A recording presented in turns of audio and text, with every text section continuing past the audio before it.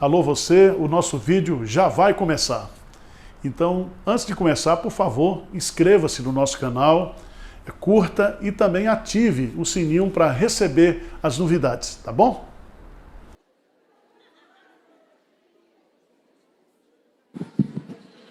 Bom dia, meus irmãos. Nós vamos iniciar a nossa aula. Nós estamos tratando aí de alguns assuntos importantes para a vida da igreja. O pastor Nilson falou aqui no primeiro domingo sobre fofoca, combatendo a fofoca da igreja. E semana passada eu falei aqui sobre a gente buscar restauração, né? Vencer a apatia, o desânimo espiritual, como Deus, Ele quer nos restaurar, nos reedificar. E hoje eu quero falar um pouquinho sobre maturidade, como ser um crente maduro, como vencer a imaturidade. Não dá para a gente falar de maturidade sem falar de imaturidade. E, na sua opinião, você é um crente maduro, um crente verde ou um crente podre? O que você quer?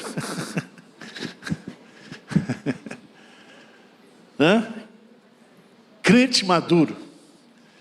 Tem muita gente que se acha madura, mas de maturidade não tem absolutamente o quê? Nada. Existe uma palavra no grego para maduro, a palavra teleios no grego, significa maturidade. A linguagem não é nem maturidade, é perfeição. Abra a sua Bíblia, por favor, lá em 2 Timóteo.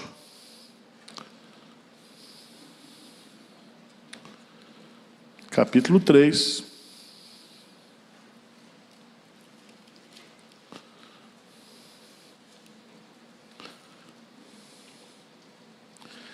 Diz assim, no versículo 16 e 17, diz assim: toda a Escritura, ela é o quê? Inspirada por Deus e útil para o ensino, para a repreensão, para a correção, para a educação na justiça. Versículo 17, vamos ler juntos? A fim de que o homem de Deus seja perfeito e perfeitamente habilitado. Então, troca essa palavra perfeito pela palavra maduro. Ou seja, aquela pessoa que atingiu maturidade. Não é perfeito no sentido de não ter defeitos, de não ter mais pecados. Isso não existe. Certo? A perfeição é só com a glorificação, quando você estará livre não somente do poder, mas também da presença do pecado. Então, a ideia aqui é maturidade. Então, Paulo está dizendo aqui que a Bíblia é o instrumento, a ferramenta que Deus usa. Para quê? Para nos ensinar, para nos repreender, para nos corrigir, para nos educar. Com que propósito? A fim de que o homem de Deus, aqui qualquer pessoa crente, seja perfeito, seja maduro, e maduro também, perfeitamente, ou seja, que ele tenha capacidade para toda boa obra. Para ele produzir toda boa obra, ele tem que ser uma pessoa o quê? Madura.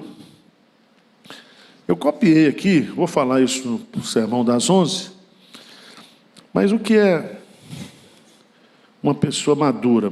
Pessoas maduras, elas conhecem a si próprio,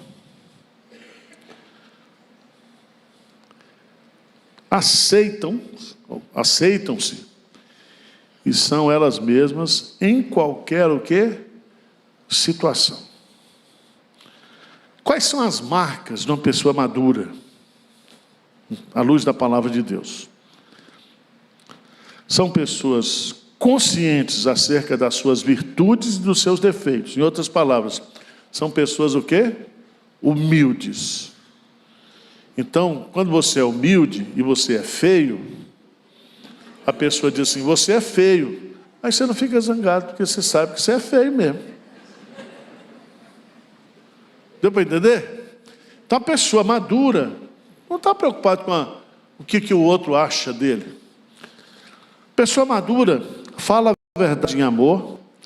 A pessoa madura, ela é cooperativa e não competitiva. A pessoa madura, e eu estou falando de crentes, são aqueles que servem mais do que são requeridas. A pessoa madura sempre caminha mais, 1 milha, 2 milhas. Nunca se limita a fazer apenas aquilo que é para fazer. Uma pessoa madura também sabe reagir às críticas e também aos elogios. Porque as críticas estragam, mas os elogios são piores. Porque se você não tiver maturidade para ser elogiado, você...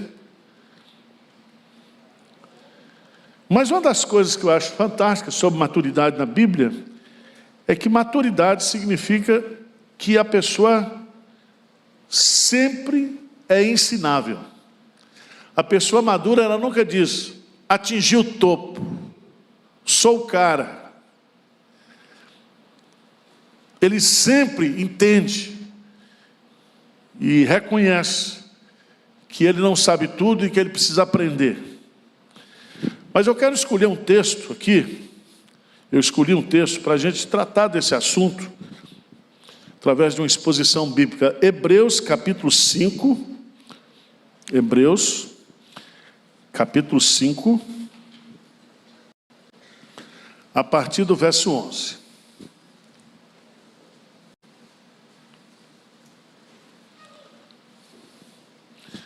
Você sabe, antes de entrar no texto, que quando a gente nasce, todos nós aqui, nós nascemos com um hormônio, chamado hormônio do crescimento. Se você não cresce, aí você tem que ir para o médico ver por que você não está crescendo. Quando esse hormônio do crescimento também está descompensado, aí gera o que? O chamado gigantismo. Você tem que tomar. Na vida espiritual, todos nós nascemos espiritualmente e somos bebês o quê? Espirituais. Mas a Bíblia diz que nós não devemos viver a vida toda como um bebê. Nós temos o quê? Que crescer. Pedro diz assim, crescei na graça e no conhecimento. Vamos ler esse texto de Hebreus, que ele vai nos dar algumas lições interessantes. 5:11, a esse respeito temos muitas coisas que dizer e difíceis de explicar, porquanto vos tendes tornado o quê? Tardios em ouvir. Pois com efeito, quando devíeis ser mestres, atendendo ao tempo decorrido, tendes novamente necessidade de alguém que vos ensine de novo quais são os princípios elementares dos oráculos de Deus. Assim vos tornastes como necessitados de leite e não de alimento sólido. Ora, todo aquele que se alimenta de leite é inexperiente na palavra da justiça, porque é criança. Mas o alimento sólido é para os adultos, para aqueles que pela prática têm as suas faculdades exercitadas para discernir não somente o bem, mas também o quê? O mal. O mal.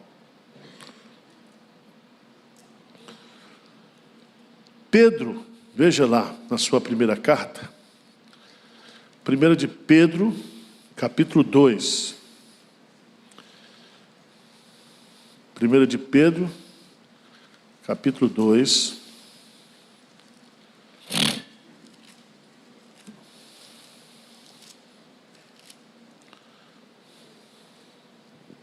versos 1 e 2. O que diz aí? 1 de Pedro 2, 1 e 2.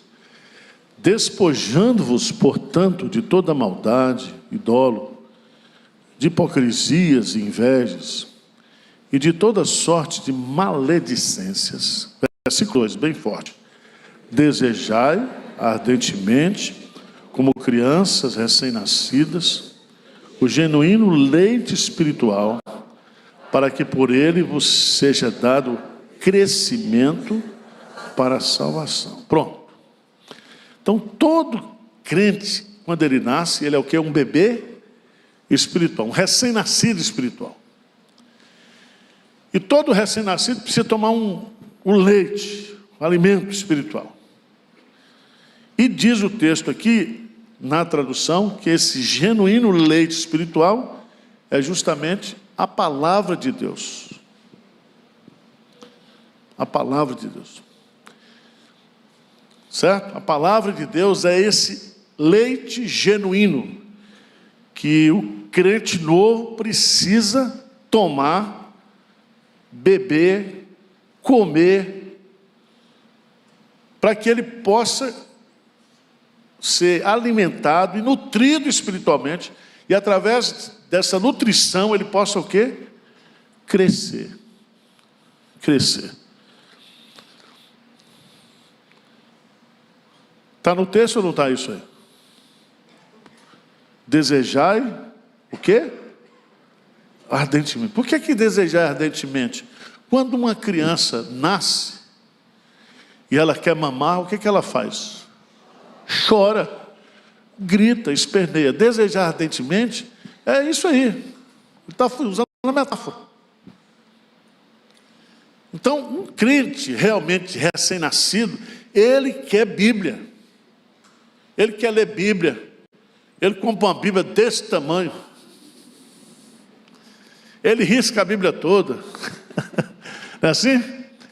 Ele quer falar de Jesus para todo mundo. Crente novo é assim. Ele tem uma sede, uma fome pela palavra de Deus. Agora vamos ver lá em Hebreus quais são os sintomas da imaturidade. Quando é que uma pessoa, ela se torna, ou ela pode ser considerada imatura espiritualmente? Primeiro lugar, primeiro sintoma da imaturidade está no versículo 11 de Hebreus capítulo 5. Diz assim: a esse respeito, temos muitas coisas que dizer e difíceis de explicar, porquanto vos tendes tornado o quê? Tardios em ouvir.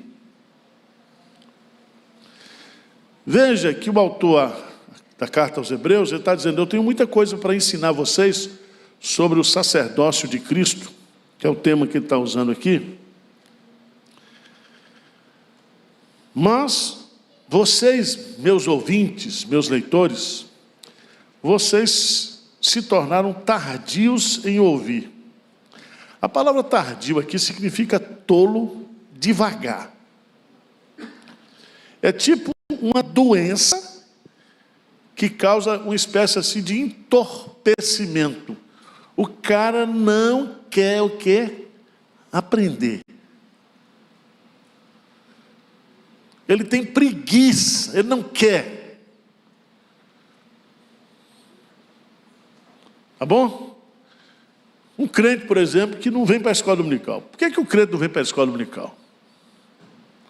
Porque a escola dominical é o lugar que a gente aprende a Bíblia, é ou não é? A gente estuda a Bíblia.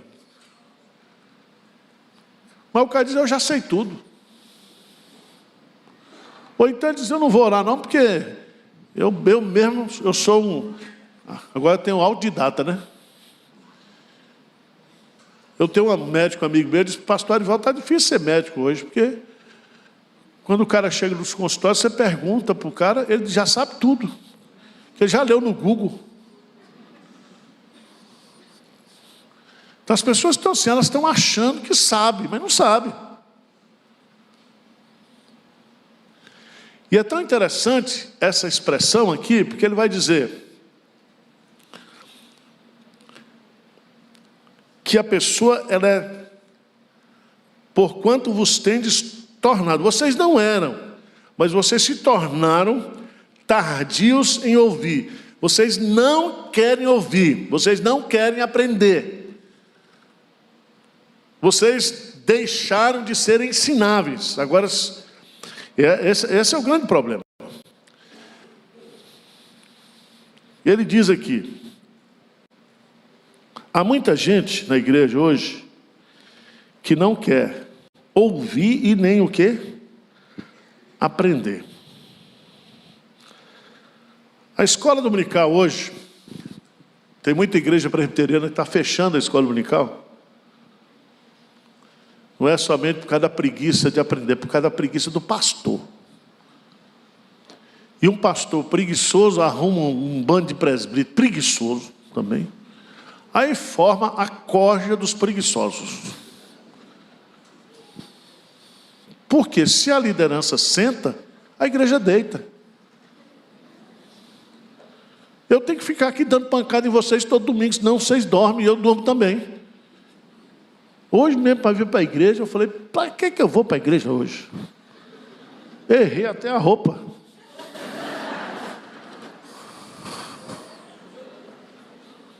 Vocês estão entendendo? Mas tem que vir. Tem que vir. E tem uns crentes sem vergonha que na hora que chega na hora da aula, ele sai.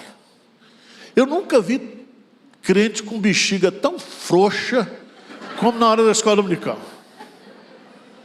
Vai fazer xixi assim lá adiante.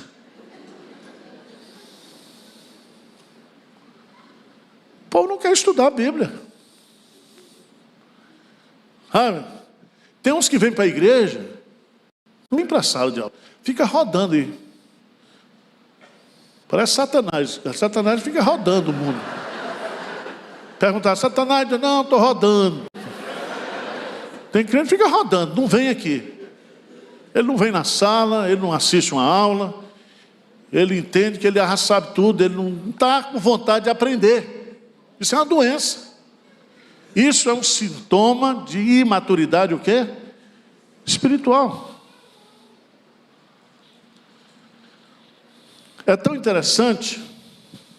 Abra a sua Bíblia, por favor, lá em 1 Tessalonicenses 2,13.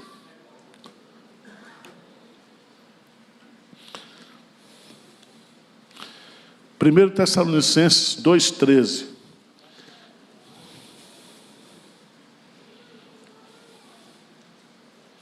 Eu acho lindo esse versículo. O que diz aí? Outra razão ainda temos nós para incessantemente dar graças a Deus.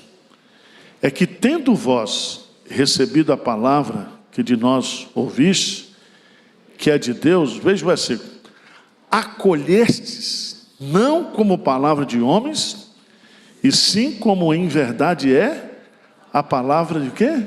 De Deus, a qual é operosa. Então, quando você vem para a igreja e você ouve uma pregação, um estudo, e a palavra cai no seu coração, você sai daqui fortificado, é ou não? É assim. Pastor Hernandes aqui, quando ele vai pregar, tem um sermão dele que eu já ouvi 10 vezes. Mas eu gosto. Eu ainda choro. Entendeu? Porque a palavra de Deus, toda vez que ela é pregada, e você está com o seu coração para colher a Bíblia, seu coração está aberto, como um solo preparado, isso vai o que? Alimentar o seu coração. Então, um crente maturo é um crente que tem apatia com a palavra de Deus. Segundo lugar, se ele tem apatia para aprender, ele tem apatia também para o quê? Ensinar. Veja no versículo 12, lê comigo. Hebreus 5,12. Pois, com efeito, quando devíeis ser o quê? Mestres.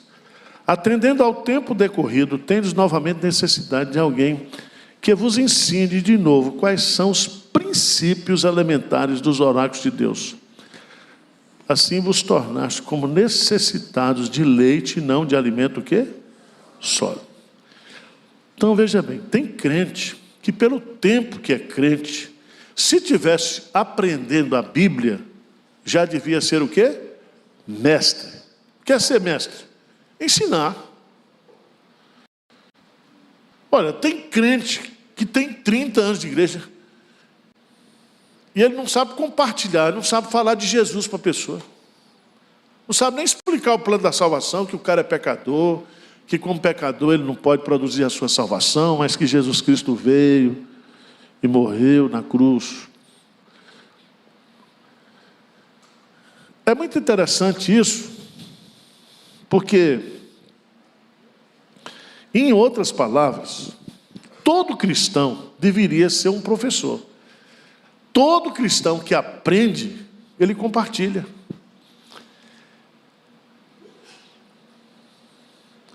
Eu já vi um cara, pastor, olha, eu não sabia muito de Bíblia, mas precisou lá na congregação, não tinha ninguém para ir, eu comecei a ir para lá. Aí para ensinar eu tive que estudar. E para ensinar eu tive que aprender. E é assim mesmo, a gente só ensina se a gente o quê? Aprende. O pior é quando as pessoas na igreja, elas querem ensinar sem saber. Eu já tive que dizer para alguns irmãos aqui na igreja, o irmão disse, pastor, meu dom é ensinar. Eu quero ensinar. Eu falei, meu irmão, você quer ensinar, mas ninguém quer ouvir você. Isso é muito bruto. Você quer ensinar? Prepare-se. A Bíblia fala que aquele que ensina, esmere-os no fazer. Ou seja, tem que se dedicar. É tão interessante esse texto. Se os leitores aqui da carta tivessem acolhido e obedecido o que aprenderam na palavra, eles já estariam capacitados para compartilhar o evangelho para outra pessoa. Porque só ensina quem aprende. Mas veja o que ele diz aí. Ele diz assim, no versículo 12: tendes novamente necessidade de alguém que vos o quê? Ensine. Então, por exemplo, o pessoal pergunta, pastor, ensina aí sobre a doutrina do dízimo. Aí a gente ensina. Ensina. Porque toda doutrina que a gente ensina na Bíblia é para ser o quê? Praticada. Se você recebe um ensinamento sobre oração, você está aprendendo sobre oração para quê? Para você orar. Se você está aprendendo algum ensino sobre ensinar, você vai ensinar. Se você está aprendendo um ensino de cantar, você vai cantar. Se você está aprendendo um ensino sobre dízimo, é porque você vai o quê? Ser um dizimista. Não existe ensino sem prática. Ou existe ensino, mas não deveria existir, porque tudo que a gente aprende é para ser o quê? Praticado. Vamos pegar um exemplo disso, irmãos. Jesus, lá em Lucas, em Mateus, capítulo 7. Tem uns crentes, pastor, o dízimo é 10%? Você não estudou português, não? O que é dízimo? Vai lá no...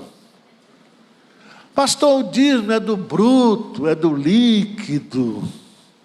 O outro chega agora, os velhos. Pastor, eu tenho que dar dízimo da aposentadoria. Meu irmão, dízimo é dízimo. Você quer dar, dá. Se não quiser dar, não dá. Não fica inventando desculpa. Ah, eu posso dar a dízimo do 13º. Você sabe que quando a pessoa não quer dar, né? Mateus capítulo 7. Mateus capítulo 7.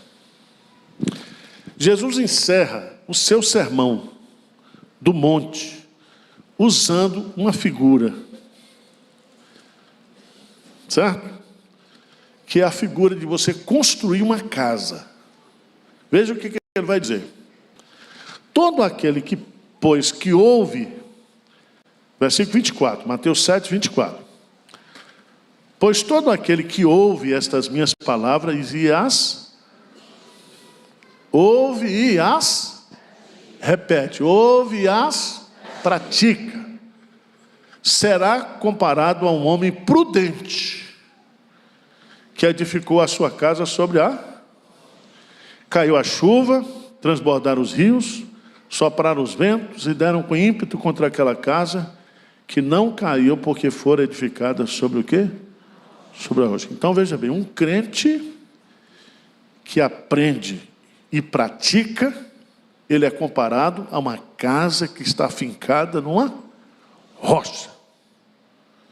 Pode vir a tempestade, pode vir as provações, ele está ali firme, porque ele está, aquilo que ele crê, ele vive. Se Deus é bom, e o salmista diz, provar e ver que o Senhor é bom, vem um problema, você diz, não, Deus é bom mesmo. Deus é bom. Pode estar acontecendo isso comigo, mas Deus não deixou de ser bom. Deus continua sendo bom. Aí você fica cantando a música lá do cantor lá. Ele continua sendo bom, né? Ele continua sendo Deus, não importa. Agora, veja o que Jesus diz. Versículo 26. E todo aquele que ouve as minhas palavras, versículo 26, e não as pratica, será comparado a um homem insensato que edificou a sua casa sobre areia. Caiu a chuva, transbordaram o rio, sopraram os ventos, deram com ímpeto contra aquela casa, e ela desabou, sendo grande o que? A sua ruína. Todo mundo sabe que a gente precisa orar. Sabe ou não sabe? E você sabe que o que sustenta o crente na hora do pega para capar é a oração, é ou não é? Quando você está sendo provado, quando você está sendo tentado, o que Jesus diz? Vigiai e orai para não cair, hein? Então, se você aprende, a sua firmeza, irmãos, a nossa firmeza espiritual é quando a gente põe em prática aquilo que a gente aprende. Por isso que Jesus vai encerrar o Sermão do Monte, e ele está falando justamente sobre aquela confissão falsa. Versículo 21 do capítulo 7. Nem todo o que me diz Senhor, Senhor, entrará no reino dos céus.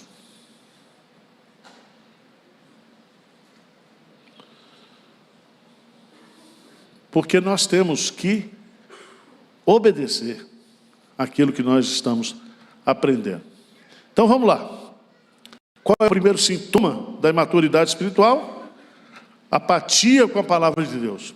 Segundo sintoma é que por causa dessa apatia, ele é incapaz de compartilhar essa palavra. E ele vai precisar sempre ficar aprendendo, reaprendendo, aprendendo, reaprendendo, aprendendo, reaprendendo. É um sofrimento.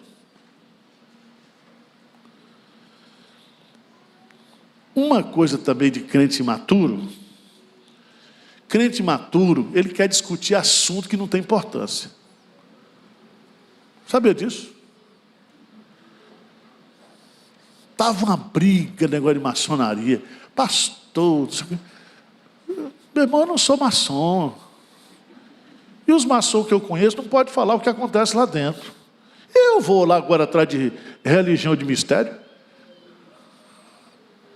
Eu não quero ser maçom. Ah, mas a maçonaria... Meu irmão, pelo amor de Deus, não vamos gastar tempo com isso, não. Se o cara é crente e vai para a maçonaria e faz tudo que Deus condena, ou ele não é crente, certo? Agora, Se o cara diz, não tem problema não, acerta ele lá com Deus. Eu não quero ser não. Eu tenho muito o que fazer. Não tem tempo para ser maçom, não. Vocês estão entendendo? Tem umas discussões. Diz que Jesus Cristo vai voltar. Certo? Aí a irmã, pastor, uma irmã desesperada, pastor, eu aprendi que vai ter o arrebatamento secreto. Eu falei, não vai ter não, minha irmã. Esse negócio de arrebatamento secreto. Não, já pensou? O Benjamim subia, a Maria Helena ficava, e disse, para onde o Benjamim foi? Aquilo lá tem uma outra aplicação lá em Israel, não tem nada a ver com a segunda vinda de Cristo. A Bíblia diz que Jesus Cristo virá, os céus se abrirão, tocarão a trombeta e todo olho o quê? O verá. E haverá uma só ressurreição, a ressurreição de todos aqueles que morreram, sejam justos ou injustos. Não vem a prestação não, vem de uma vez só. Deus não trabalha com combo não. Ele vai vir, assim como viesse subir na ascensão, ele voltará em poder e glória. Tá certo? Agora, se você quiser ficar fazendo conta aí, porque o próprio Jesus disse que o dia a gente não sabe. Tá certo?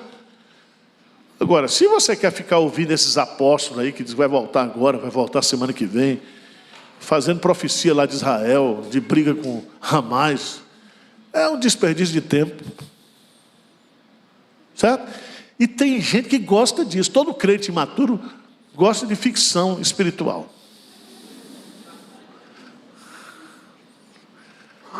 Lembra que a gente cantava aquele No Rei Está Voltando? Aviões sem seus pilotos voam para a destruição. A gente fica com medo. Trem vazio sem maquinista. Misericórdia. O Rei está voltando e a gente está aqui desesperado. A Bíblia fala que quando Jesus vier, nós vamos o quê? Nos alegrar. Porque é o dia da vitória. Ele manda a gente orar, Maranata, ora vem o quê? Então ninguém tem que ter medo de segunda vinda de Cristo, não, gente. Tá certo? E se ele viesse esse ano, eu estava livre dessa construção. Eu ia logo para Jerusalém Celeste, deixar tudo aí, certo? Primeira característica, apatia, uma palavra. Segunda, incapacidade de ensinar, de compartilhar. Terceiro lugar, versos 13 e 14, o que é que diz aí? 13 e 14. Vamos lá, gente? O texto de Hebreus, capítulo 5, 13 e 14. Vamos lá juntos? Ora, todo aquele que se alimenta de leite é inexperiente na palavra da justiça, porque é criança. Mas o alimento sólido é para os adultos, para aqueles que pela prática têm as suas faculdades exercitadas para discernir não somente o bem, mas também o mal. Veja bem, o terceiro sintoma da imaturidade é o alimento que a pessoa o quê? Recebe. Pelo alimento que ela come, você sabe que ela é criança ou que se ela é o quê? Adulta. E o autor aqui está fazendo uma comparação. Ele faz um contraste entre os dois tipos de crentes. Os crentes crianças, que se alimentam de leite espiritual e são desprovidos de discernimento bíblico e teológico. Em outras palavras, eles precisam ser ensinados diariamente. Abra a sua Bíblia, por favor. 1 Coríntios 14, versículo 20. 1 Coríntios 14, 20. O que diz lá?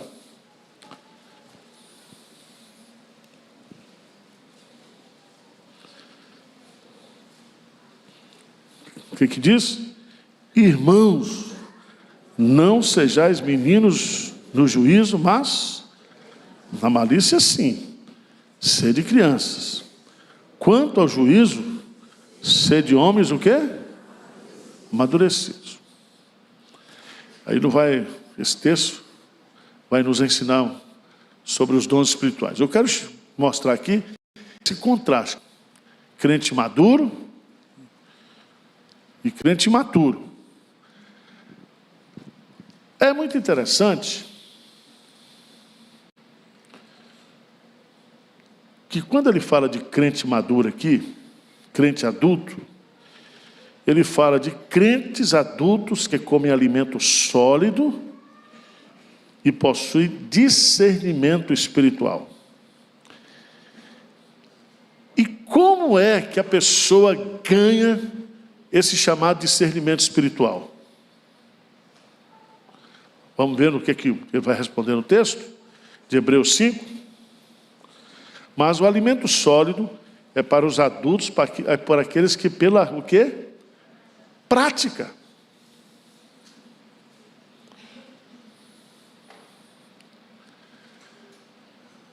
Quando você se alimenta, você pratica.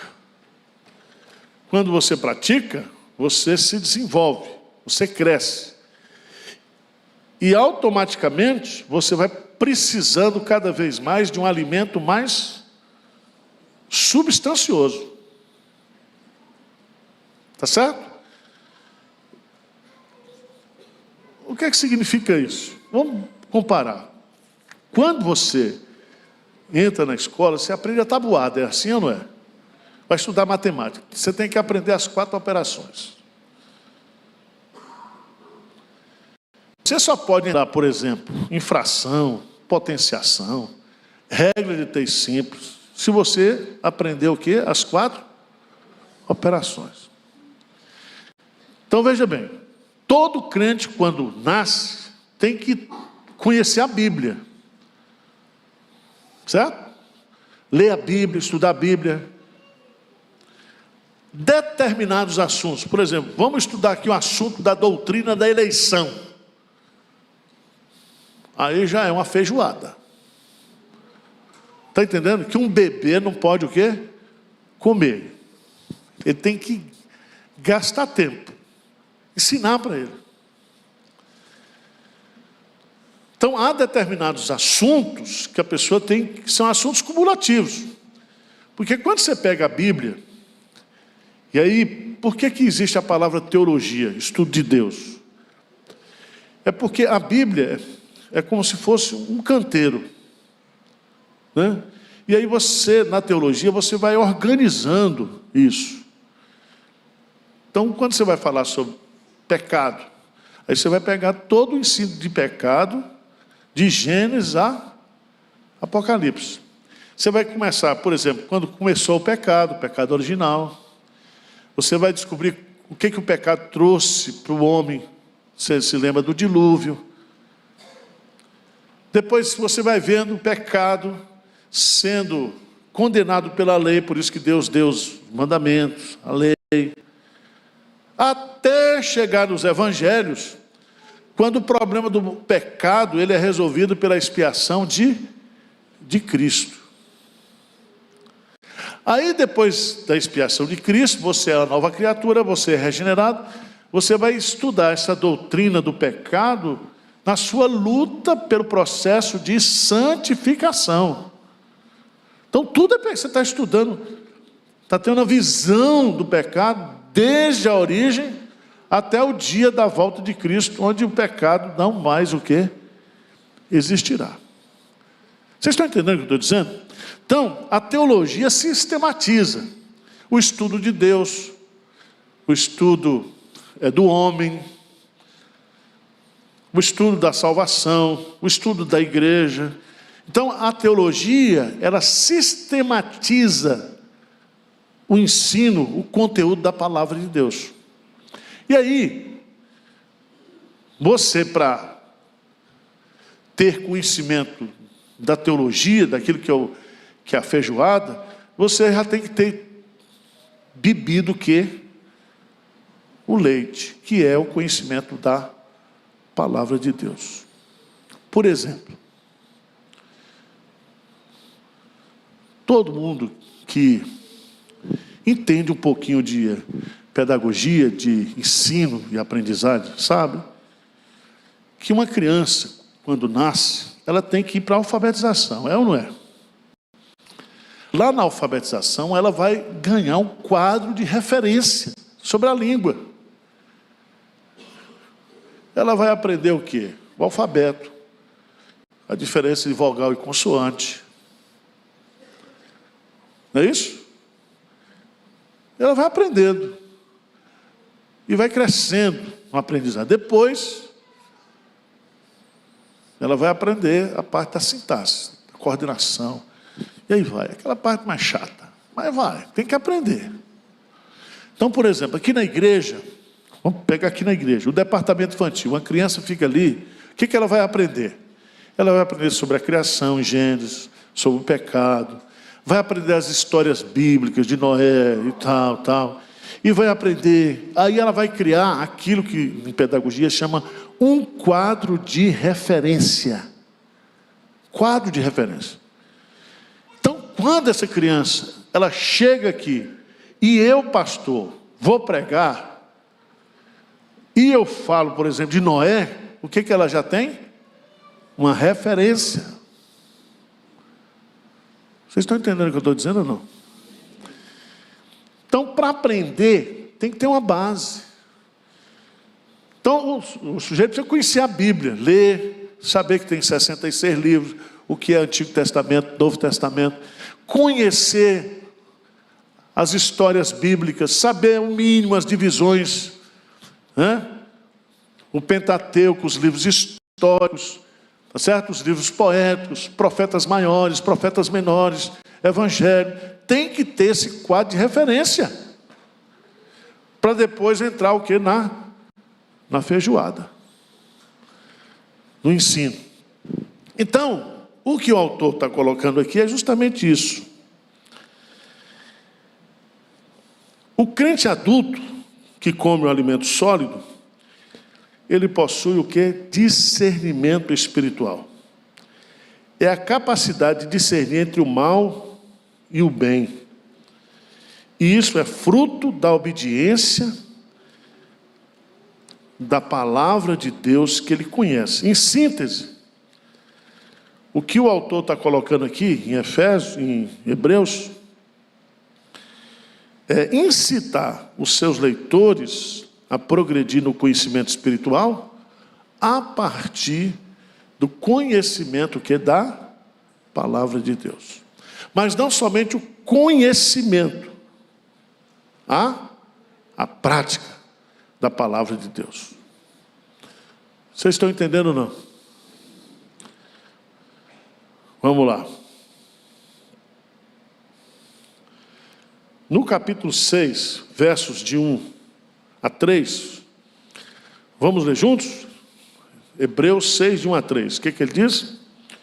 Por isso, pondo de parte os princípios elementares da doutrina de Cristo, deixemos-nos levar para o que é perfeito, não lançando de novo a base do arrependimento de obras mortas e da fé em Deus, o ensino de batismo, da imposição de mãos, da ressurreição dos mortos e do juízo eterno. Isso faremos o quê? Em outras palavras, o autor está dizendo o seguinte: vamos colocar isso à parte, porque isso aqui é o básico. Essas doutrinas aqui, todo crente tem que saber. E vamos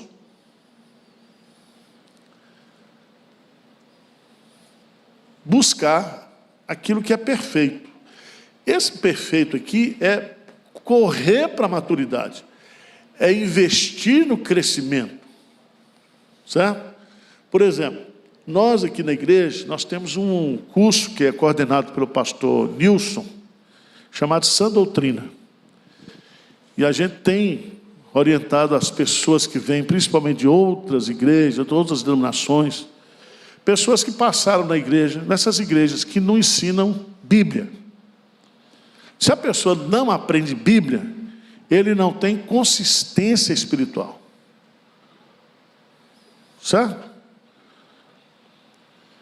Então, ele precisa conhecer. Aí tem a parte das classes, aí, de panorama bíblico, etc. Quando a gente indica para o Sã Doutrina, é justamente para que ele possa conhecer mais profundamente, teologicamente, as doutrinas bíblicas, a fundamentação bíblica. Para que ele possa o quê? Ter substância espiritual. Vamos entender isso? Efésios, capítulo 4.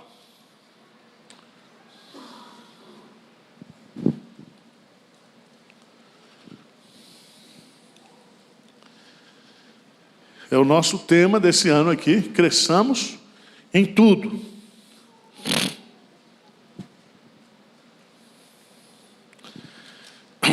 Diz aí a partir do versículo 11 que Deus concedeu para nós, igreja, os ministérios de ensino, apóstolos, profetas, evangelistas e pastores mestres. Apóstolos e profetas não existem mais. Nós temos agora os evangelistas e os pastores mestres. Com que propósito? Com vistas ao o quê? Aperfeiçoamento dos santos. A palavra aperfeiçoamento é a palavra teleios, a base. É o aperfeiçoar, é o amadurecimento dos crentes. Para quê? Para o desempenho do seu o quê? Serviço. Você cresce, aprende, amadurece, e aí você vai desempenhar com mais eficiência o seu serviço. Terceiro propósito, qual é? Para a edificação do corpo de Cristo. Para que a nossa igreja seja uma igreja onde a gente vai aprendendo junto, a gente vai compartilhando junto, e a gente vai se tornando um corpo que cresce, que se edifica. Veja aí, versículo 13. Até que todos cheguemos à unidade da fé e do pleno conhecimento do Filho de Deus, à perfeita varonilidade, à medida da estatura da plenitude, o quê? De Cristo. Esse é só o projeto de Deus para nós. É sermos conformados à imagem, o quê? De Jesus. Esse é o propósito final. Então, se você já alcançou isso, você está formado. Não precisa vir mais para a igreja. Você agora já alcançou a perfeita varonilidade, você já é agora um exemplar de Cristo, então você não precisa vir. Mas enquanto você não chegar lá, você tem que aprender. Agora veja, gente, versículo 14. Veja esse versículo 14. O que é que diz?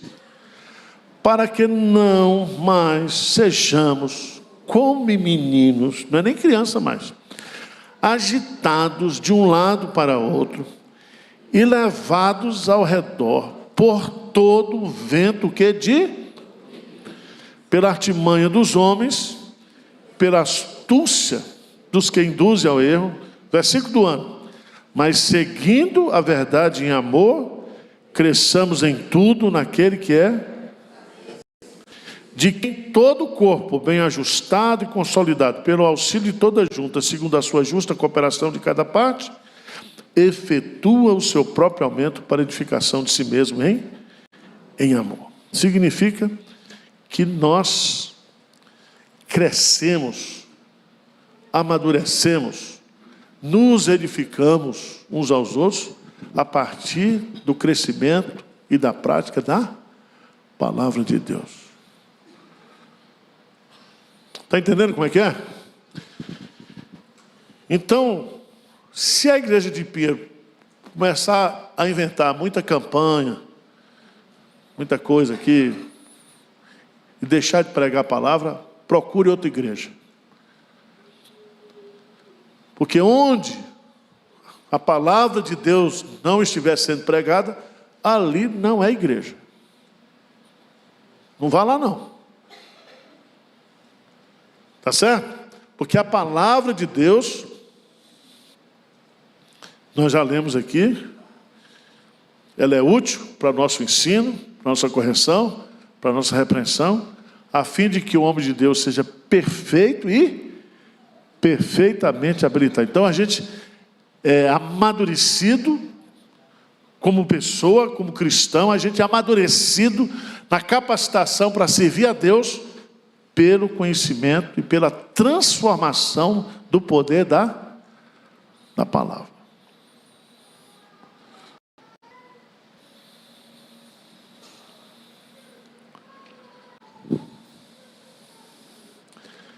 Não vai dar tempo a gente explorar mais aqui, mas vocês leiam em casa, porque o texto é bastante rico.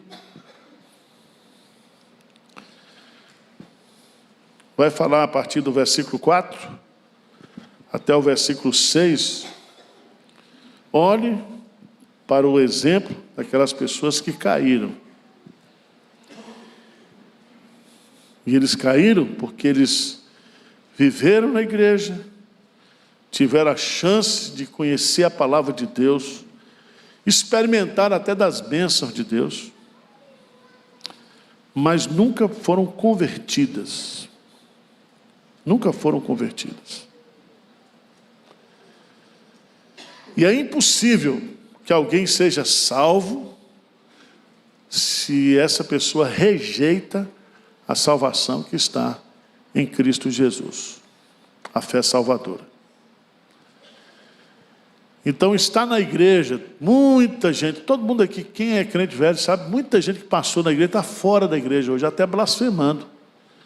Aí você pergunta, como é que é isso? Pastor, tem ex-crente? Não, não tem ex-crente não. Esse desgramado era crente falso. Porque o verdadeiro crente, ele pode passar por uma crise, ele pode passar por um deserto espiritual, mas ele nunca perde a sua fé. Amém? Passa por crise, todo crente passa por crise. Certo? Agora, se a crise estiver demorando demais também, você tem que vir para o culto de oração. A madrugada de oração, que é o culto dos desesperados. O recado está dado. Maturidade pela palavra de Deus. Amém?